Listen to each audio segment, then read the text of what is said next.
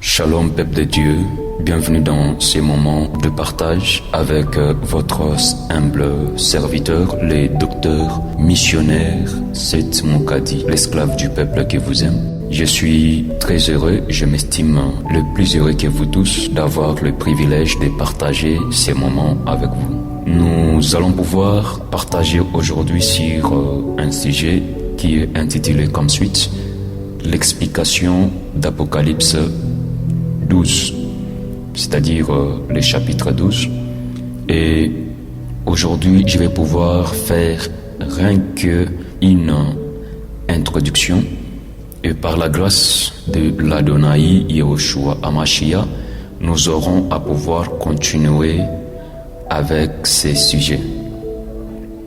Nous sommes dans le livre de Révélation appelé Apocalypse, chapitre 12. Nous allons comprendre le premier verset jusqu'au verset 5. Ainsi, il est écrit: un grand signe parut dans le ciel. Une femme enveloppée du soleil, la lune sous ses pieds et une couronne de 12 étoiles sur sa tête. Elle était enceinte et elle criait, étant en travail et dans les douleurs de l'enfantement. Un autre signe parut encore dans le ciel, et voici, c'était un grand dragon rouge ayant 7 têtes et 10 cornes, et sur ses têtes 7 diadèmes. Sa queue entraînait le tiers des étoiles du ciel et les jetait sur la terre. Le dragon s'éteint devant la femme qui allait enfanter, afin de dévorer son enfant lorsqu'elle l'aurait enfanté. Elle enfanta un fils qui devait paître toutes les nations avec une verge de fer. Et son enfant fut enlevé vers Dieu et vers son trône. Alléluia.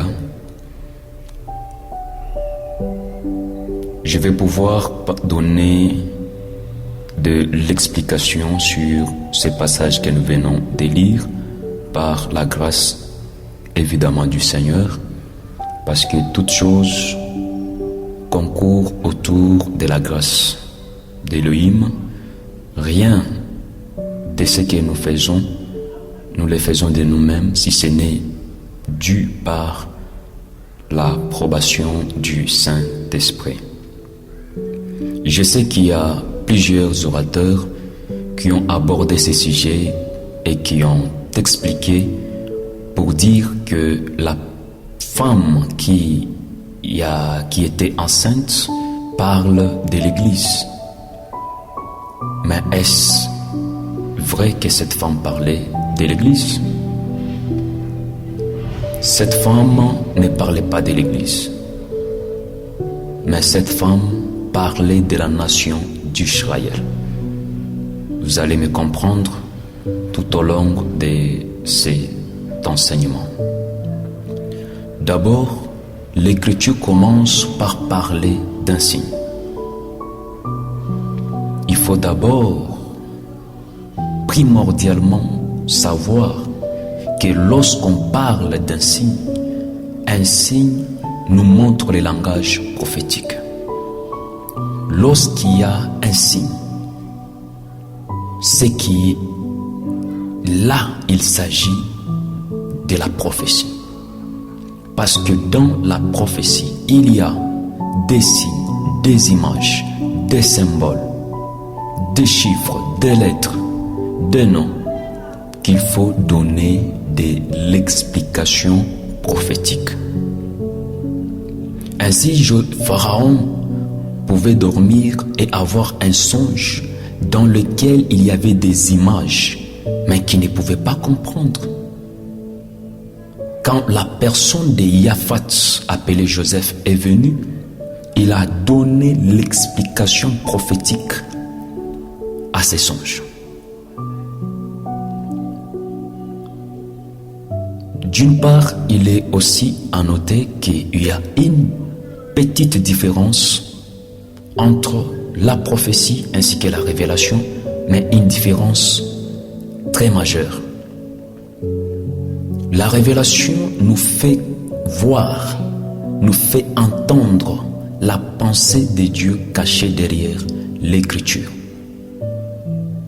Et de même aussi, la prophétie nous fait entendre la voix d'Élohim cachée derrière l'écriture, tout en précisant le temps et l'espace de l'accomplissement de la prophétie. C'est ça la différence. La révélation n'est pas cadrée dans le temps ni dans l'espace. Mais la prophétie est cadrée dans le temps. Il faut savoir, il s'agit d'abord de quel temps. Or, il y a 3 temps dans le langage prophétique.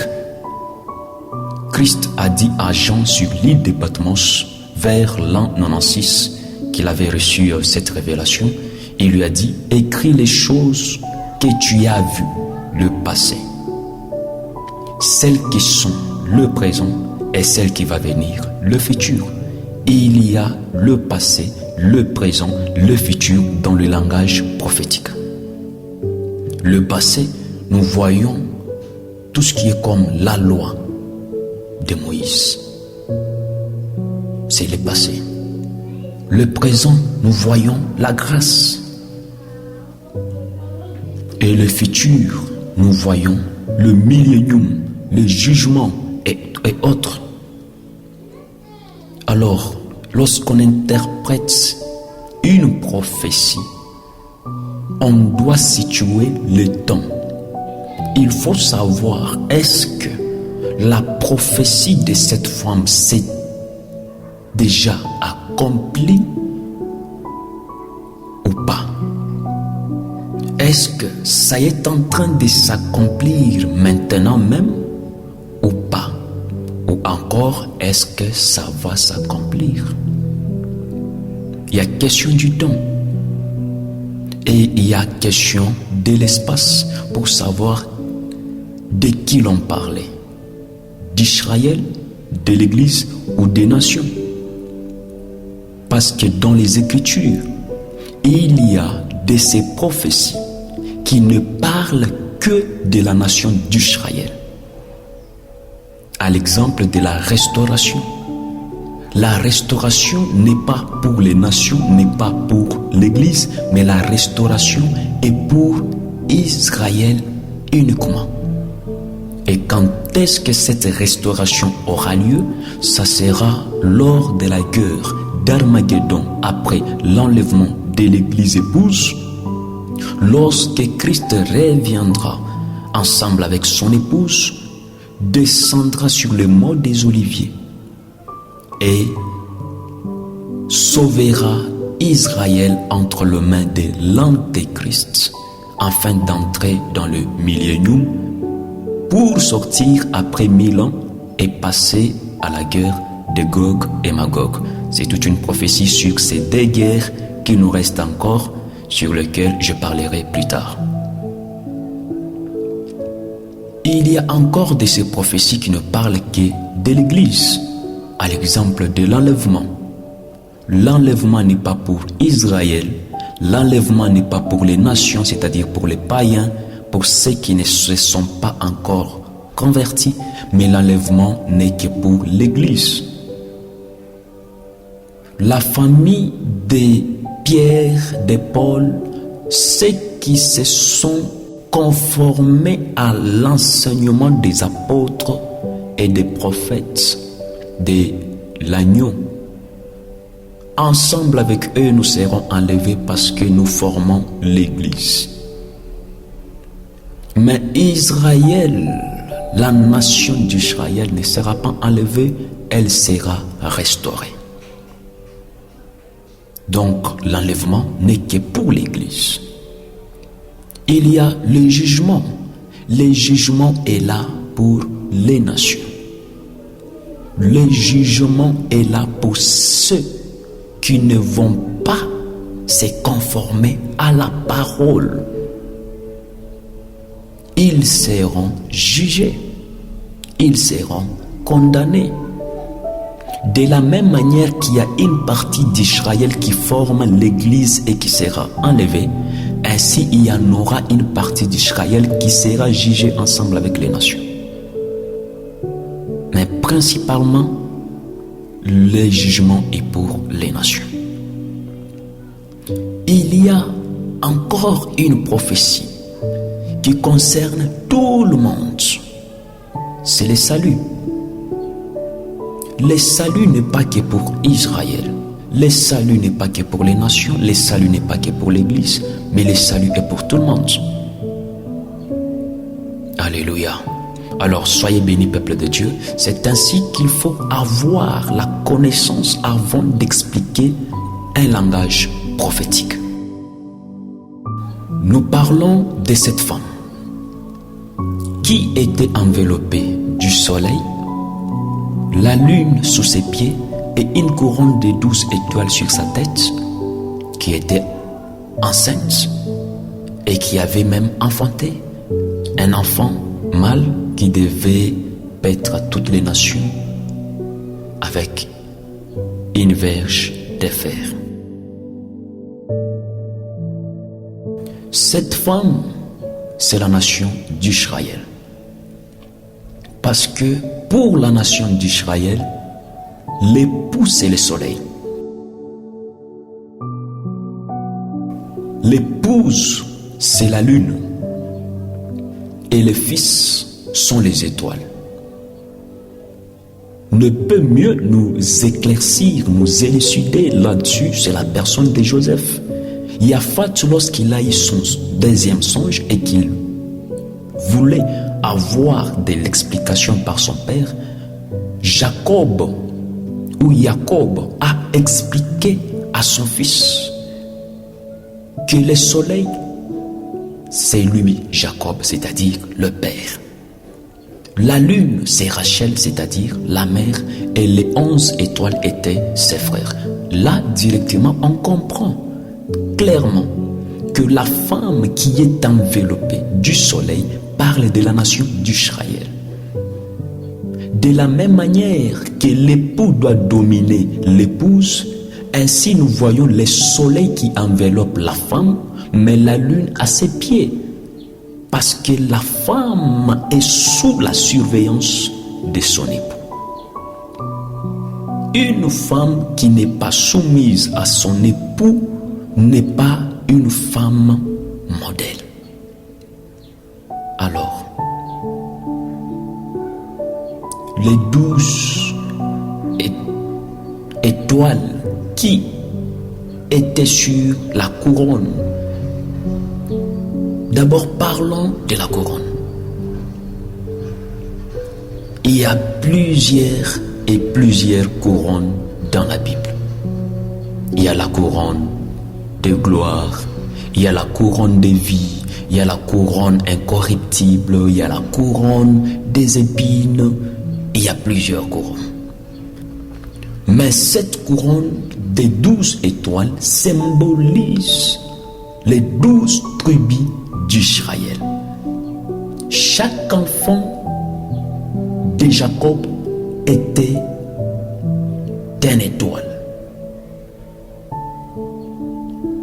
Sur les 12 étoiles qui étaient sur cette couronne, il y a 11 étoiles qui appartiennent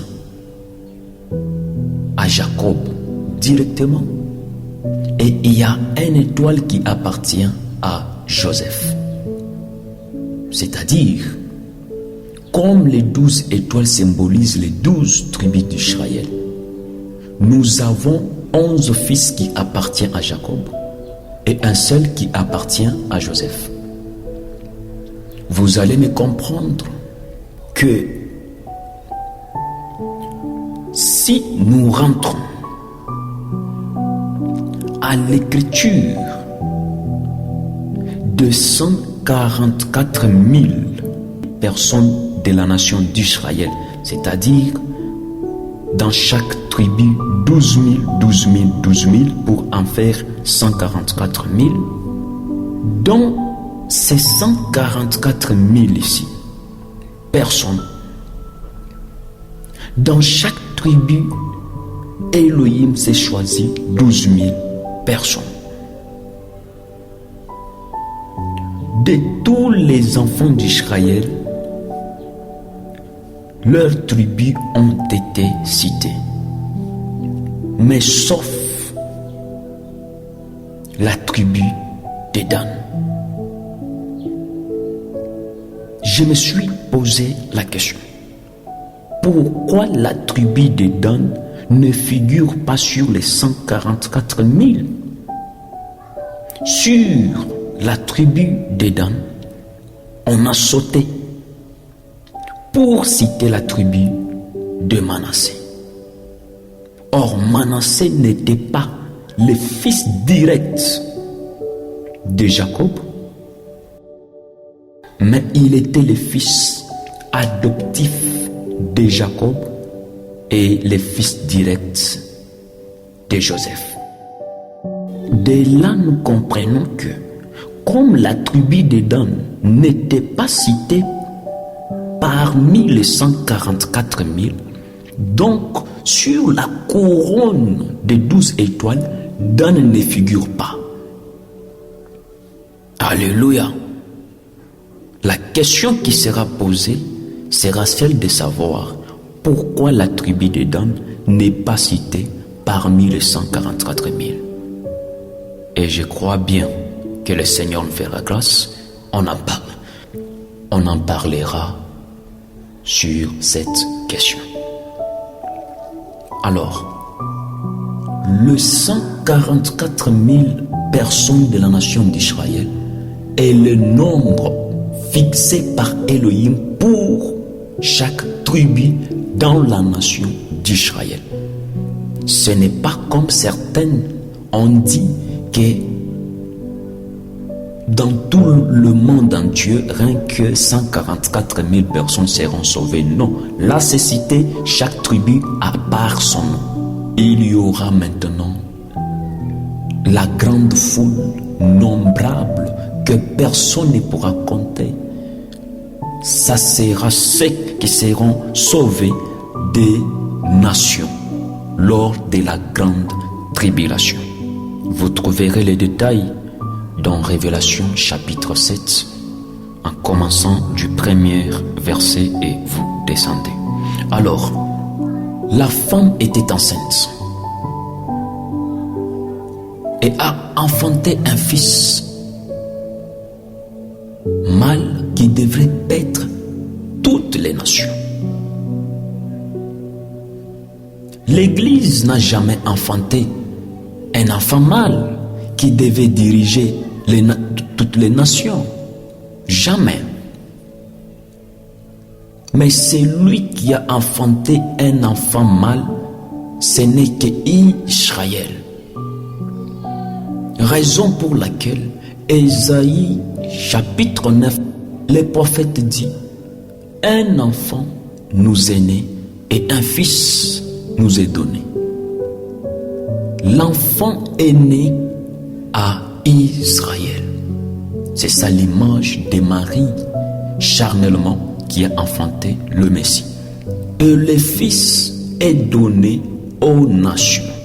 Raison pour laquelle Jean 3,16 dit: car Elohim a tant aimé le monde, il a donné son Fils unique, afin que quiconque croit en lui ne périsse point, mais qu'il ait la vie éternelle. Le Fils est venu aux nations afin de donner la vie éternelle. Mais l'enfant est né à Israël. Pour Israël, ils ont un enfant émailloté. Mais pour les nations, c'est un fils qui est donné. Vous comprendrez pourquoi Israël a donné naissance à l'enfant et pourquoi les nations ont reçu les fils. La raison est que pour Israël, si nous rentrons dans l'écriture d'Exode chapitre 12, on devrait immoler l'agneau qui était âgé d'1 an. cet agneau véritable, c'est la personne de Jésus. Quand il est venu, Jean lui a présenté en disant, voici l'agneau de Dieu qui ôte le péché du monde. Or, selon l'ombre, c'est-à-dire selon l'ancienne alliance, l'agneau devrait être âgé que d'1 an. On devrait voir le Messie âgé d'1 an pour accomplir l'écriture d'Exode chapitre 12. Au cas contraire, on parlera de la contradiction d'écriture. C'est pourquoi vous allez voir et comprendre que lorsque le Messie a été véritablement immolé, il était à l'âge d'1 an. Il n'était pas à l'âge de 33 ans. Il a été immolé à l'âge d'1 an. Alléluia.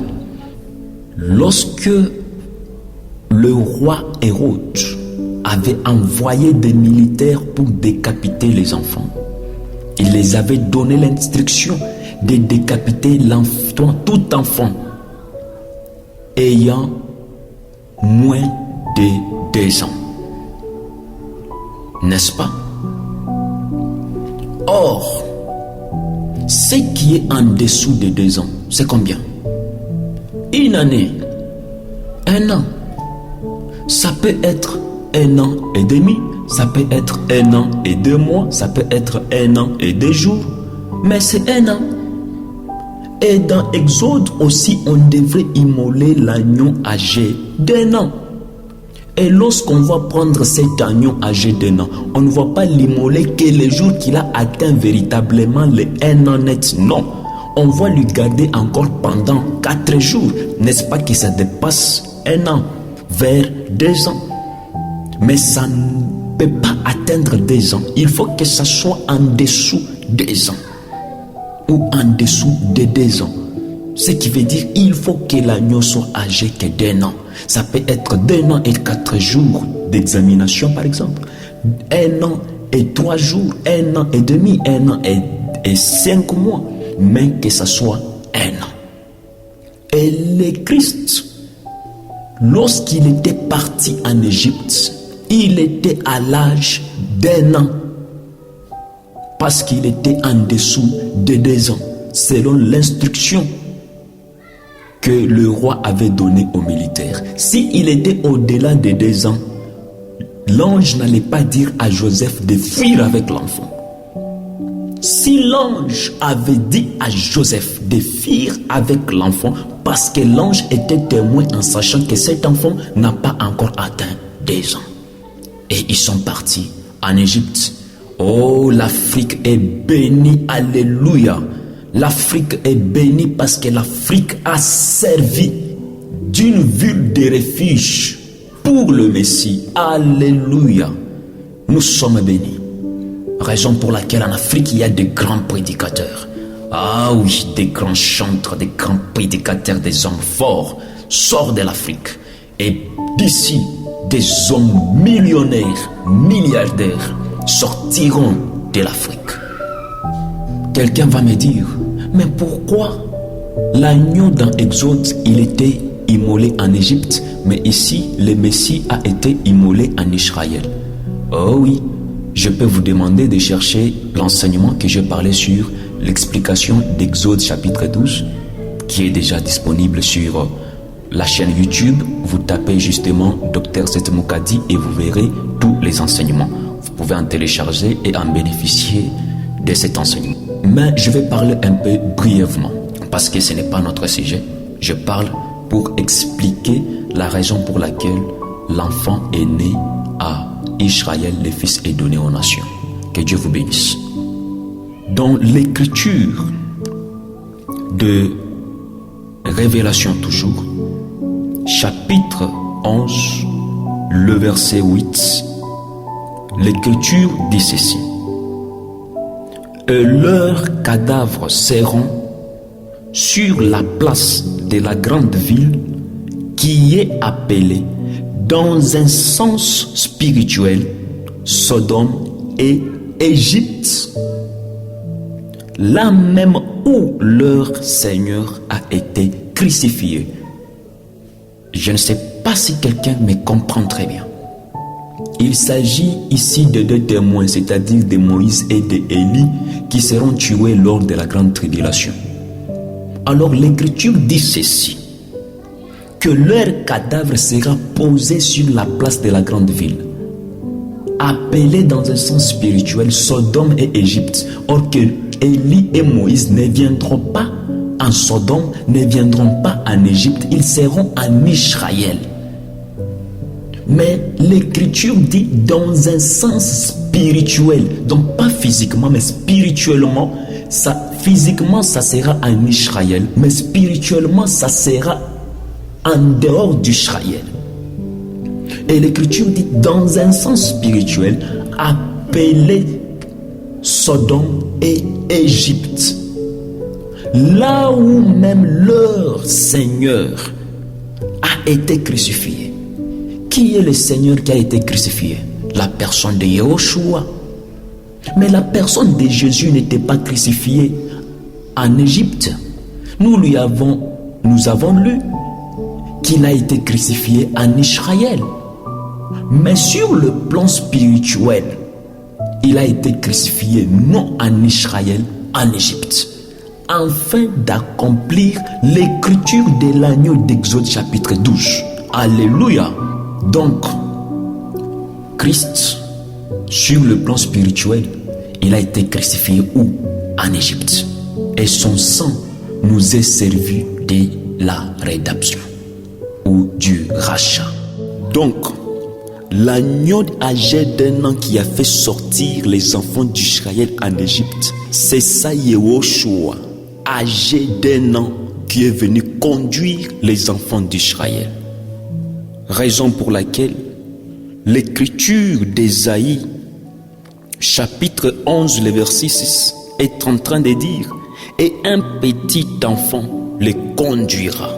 Il dit « Le loup habitera avec l'agneau, et la panthère se couchera avec les chevreaux, les veaux, les lionceaux et les bétails qu'on engraisse seront ensemble, et un petit enfant les conduira. » Pour la nation d'Israël, ils ont besoin des petits enfants pour qu'ils soient conduits. Mais pour les nations, nous avons besoin d'un fils pour être conduit. Alléluia.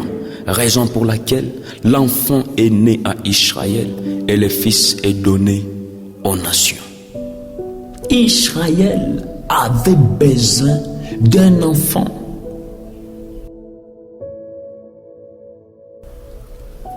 On nous parle d'un dragon. Le dragon avait comme mission de dévorer cet enfant. Cet enfant qui a été enlevé vers Dieu et vers son trône. Il y a beaucoup de choses à parler. Alléluia. L'enfant, c'est la personne de Yahushua Hamashiach, notre Messie.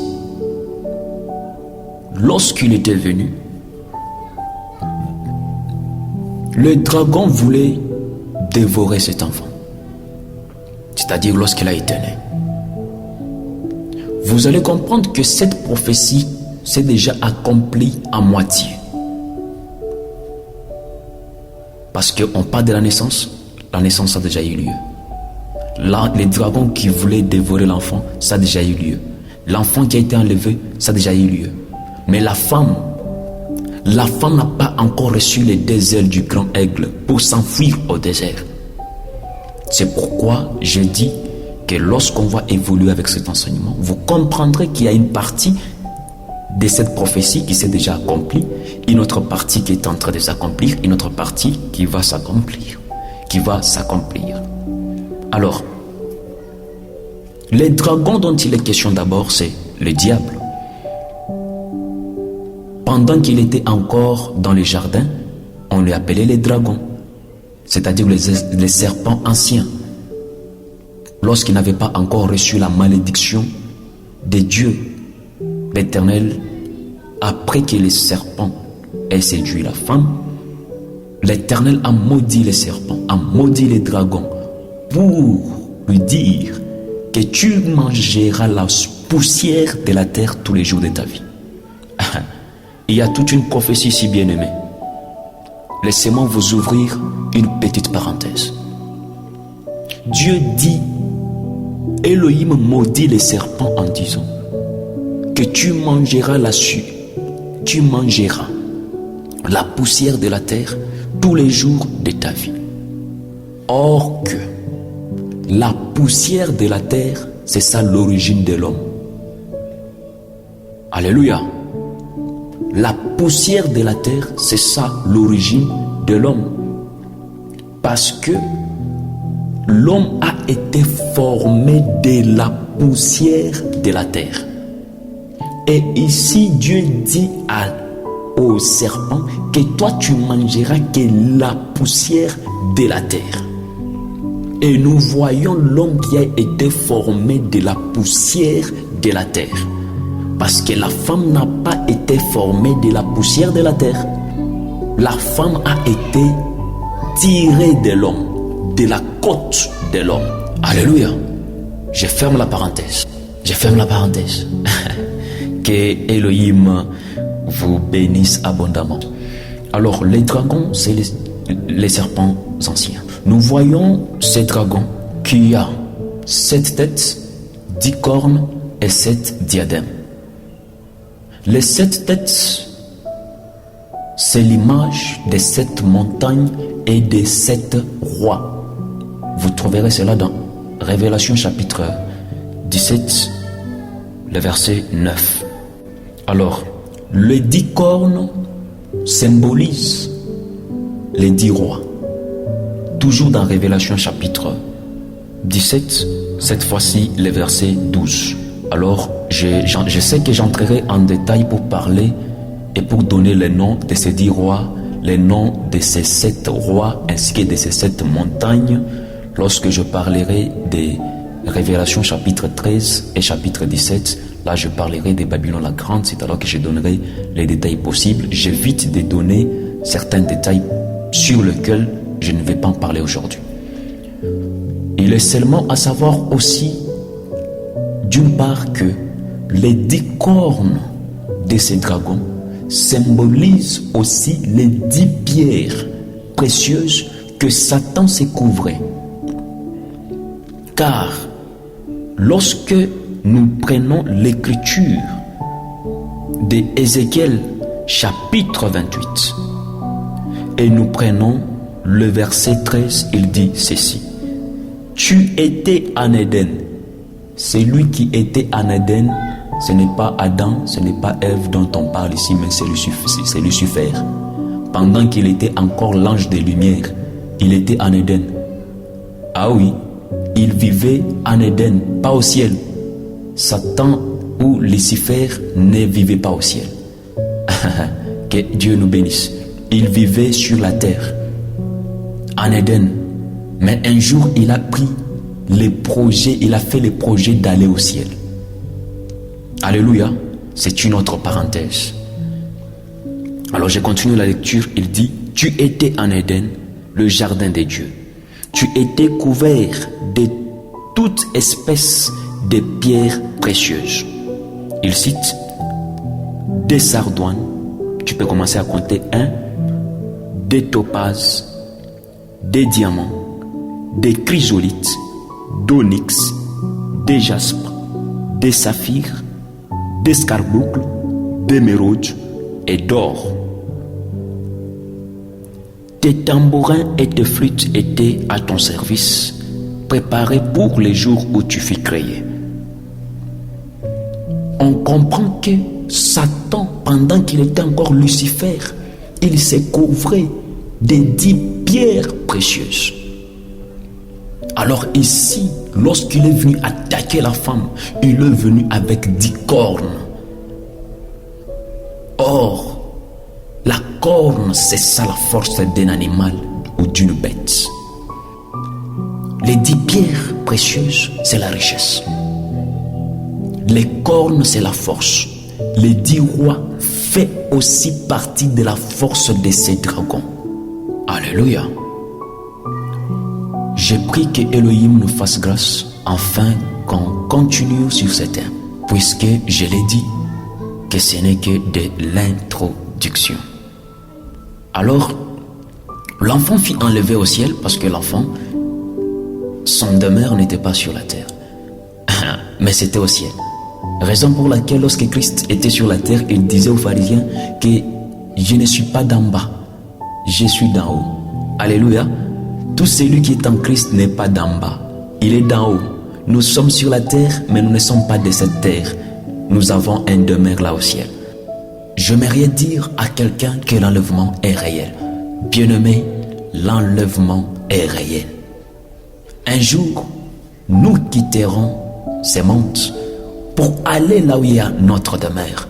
Et voilà, l'enfant fut enlevé vers Dieu et vers son trône, parce que le trône de cet enfant, le trône de Christ, est au ciel. Raison pour laquelle il dit à celui qui vaincra, il s'assurera avec moi sur le trône. Alléluia. Parce que lui, il a vaincu, il s'est assis à la droite du Père et il est en train d'intercéder pour nous. Le trône, les trônes, les trônes. Alléluia. Nous ne saurons pas tout dire au même moment. Alors, j'ai pris que Elohim puisse t'amener à comprendre que l'enlèvement est réel. Sois en Christ et tu seras enlevé. Sois en lui, tu seras enlevé. Parce que lorsque Christ viendra pour chercher Christ, alors tu seras enlevé. Lorsque la parole viendra pour chercher la parole et te trouvera dans la parole, c'est alors que tu seras enlevé. Soyez bénis, peuple de Dieu. Que Elohim vous bénisse abondamment. C'était votre serviteur, le docteur missionnaire Seth Moukadi, l'esclave du peuple qui vous aime. Le réel plaisir était pour moi de partager avec vous cette introduction. Que Elohim vous bénisse abondamment.